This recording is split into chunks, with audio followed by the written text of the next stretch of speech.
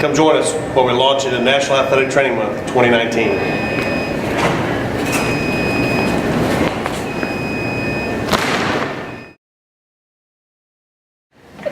Hey, welcome to AT Talks for March, National Athletic Training Month. Today, we're going to talk about ATs Are Healthcare, which is the theme for National Athletic Training Month. I'm Chris Shattuck. I'm Christina Fry. And I'm Roderick Williams.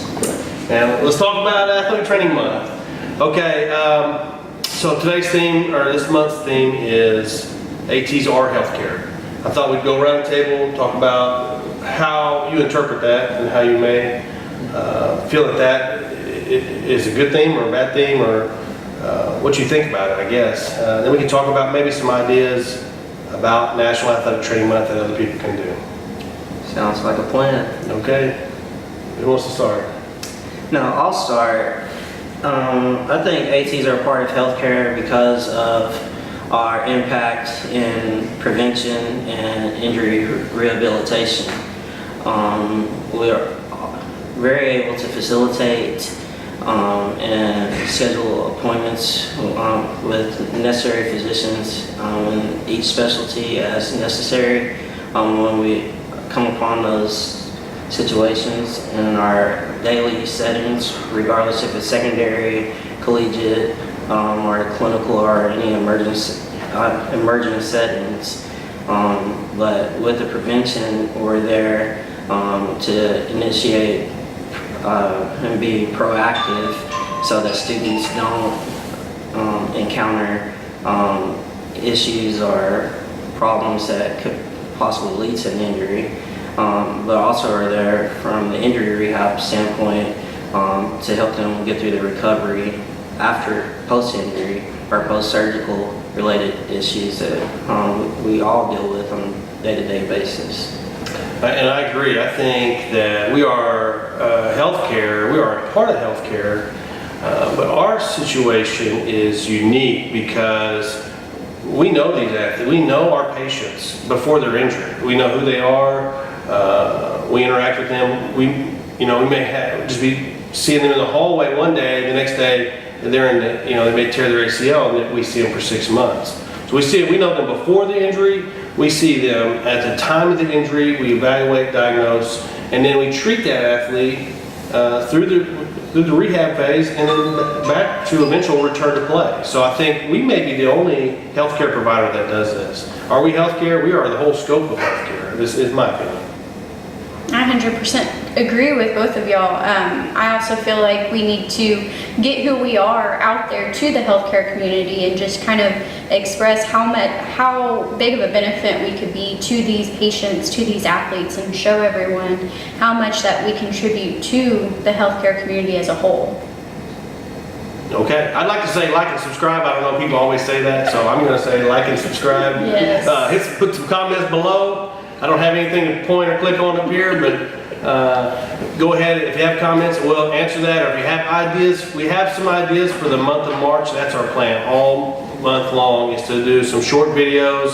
I think we have no idea what this is called. It's a YouTube channel. We know that. But we don't know if it's called an episode or webisode or vlog or blog, or we don't know. Yes. Then, if you know that answer, then you can comment. At least we'll have one comment. Somebody may know that information. Yes. And also follow us on Twitter and Instagram and Facebook. Our Twitter handle is DHS_AT, as well as Instagram. And just look us up on the book at Dawson Athletic Training, and you'll be sure to see some good posts all through the month of March. Okay, now let's talk about National Athletic Training Month. This month, athletic trainers do a lot of things to promote our profession and get to know the community, and the community knows what athletic trainers do.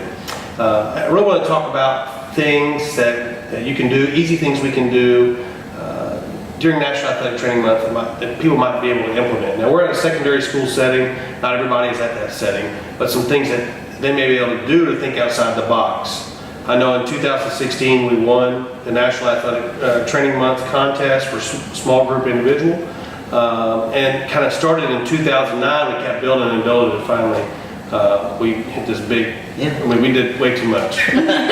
And after that, we come and took a break. Now we're back down here. So, won't you tell me some of your favorite things we've done during National Athletic Training Month.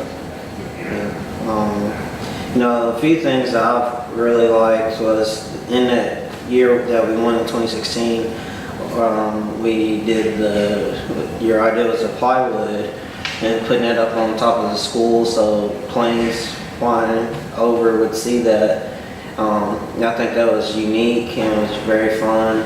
Also, along with the selfie station that we did, I think that really brought in a lot of students and coaches and made it very interactive.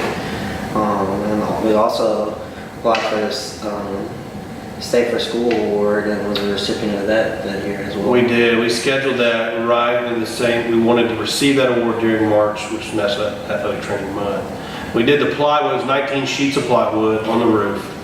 Each sheet of plywood was one letter, and the theme for that month was Safer Sports.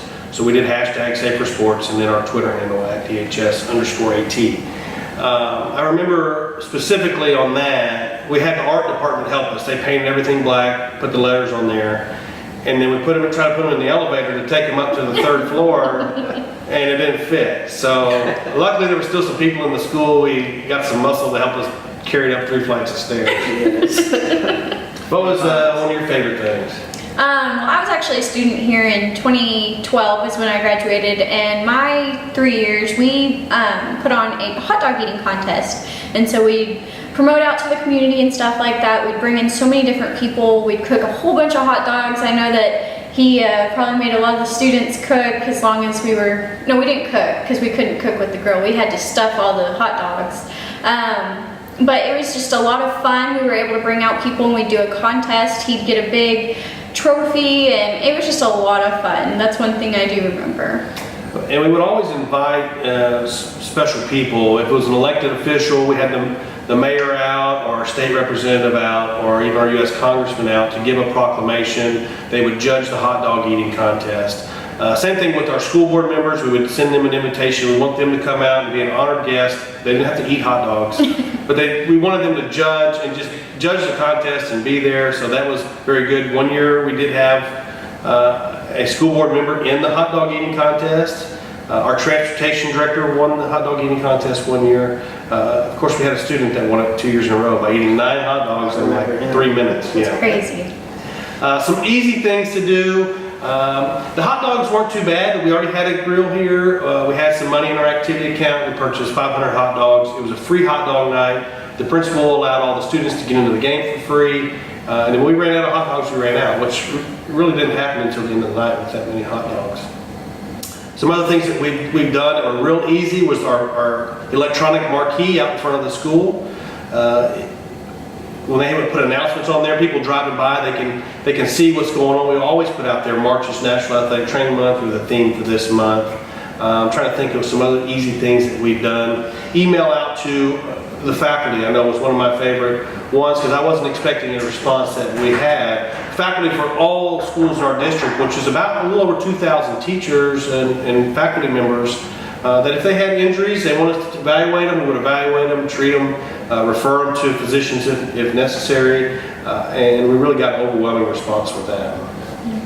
Another one of my favorites was when Chris spearheaded and got our coaches and high school sports teams throughout the district to contribute a summer camp for students who I wouldn't necessarily say underprivileged, but just didn't always have the means to attend summer camps that some of our teams host during the summer, and emailed all the elementary school counselors to identify students who we could reward, and part of the Safer Sports initiative that March to allow students a chance to participate in a sports camp, with also in mind that it leads to with better sports training and summer play, that it helps in the reduction of injuries when a student is able to play a sport and know the basic concepts to that sport. So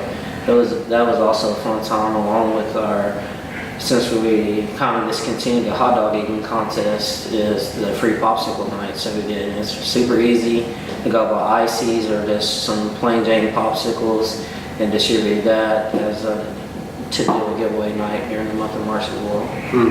One of the things I like that we did one year that came out of March, and we still do today, is we did physician referral pads. Went to Office Depot. I think I had stickers printed too. Everybody we saw that we came in contact with during the day would get a sticker. We also made physician referral pads with brochures about what athletic trainers are and what they do. And we went out to every doctor's office, pediatrician's office, orthopedist, general practitioner, whoever in our area, and we handed them a stack of referral pads that had some information on it that they could just do check boxes. For range of motion or strengthening, we listed some things that we did in the athletic training room, along with the brochures in case they didn't know who we are or that we're available as a resource to them. And we still use those referral pads today. I think it was a good idea. What about you? Anything else? I think one year it was here we did buttons. So our library had a button maker and we kind of just printed out little circles and everybody got a button with our AT logo on it. It wasn't the library. It was the student. Oh, the student I'm trainer. sorry. She was here for 1 year I'm sorry. and she had a button maker. Yeah, But I looked at it, maybe we should buy one, but they're like $400. but it comes in handy because if you produce as many buttons as we did, We did. We gave away a lot of buttons. I think we bought, I want to say we bought 500 I buttons. think so, because the button, like the materials to make the buttons aren't that much. No, it's just the, $50 for the button materials. yeah. And If then, somebody got a button maker, hey, you've got yourself a great idea. AT Marketplace. I bet you can find something on the Facebook Marketplace. Yep. And then when I was in undergrad, we would do National Athletic Training Month t-shirts every year. And so we'd sell the t-shirts for $10 and we'd send some proceeds just to one of the athletic training, NATA committees and stuff like that. And then we'd also use that money to support our sports medicine program and send students to either SWAT or NATA for the summer. And it would help us promote who we were and stuff like that throughout the campus. I know NATA's got some ideas on their website. There is a link on NATA's website that goes directly to National Athletic Training Month. And there's some PSAs or sample PA announcements. I think we've used those before in the past at games where people can, whoever's doing the announcing can announce whatever PSA you want them to announce. That's easy, very easy. It's very easy.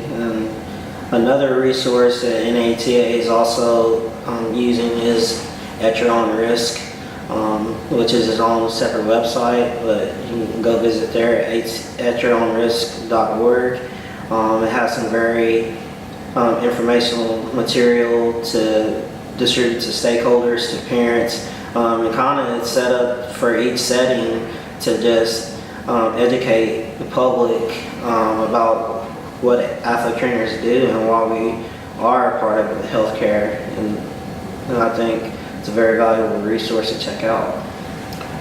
Anything else you want to add on National Athletic Training Month? Just don't be shy. We are definitely good at hiding in the background, but if we get out there for this 1 month, we can really help promote our profession and who we are as a whole. And get out of your comfort zone, for sure. Okay, we'll see you next time on whatever this show's called. Thank you.